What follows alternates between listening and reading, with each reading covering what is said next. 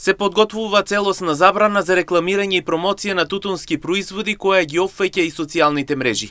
Министерството за здравство во војна против пушењето.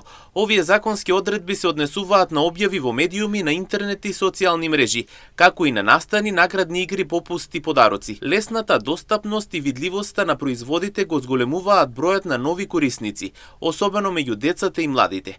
А намалувањето на видливоста е една од најефективните мерки за превенција. Заштитата на децата е апсолутен приоритет, оценува министерот за здравство Азер Елиу. Според министерот Алиу, рекламирањето директно влие врз започнувањето на пушење цигари, особено кај младите.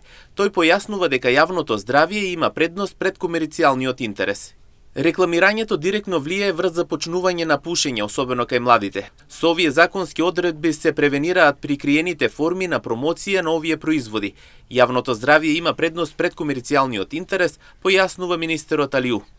Според новите законски решенија, мнението на Министерството за здравство е да се намали бројот на пушачи од една страна и да се спречи рекламирањето кое директно влие врз младите од другата страна.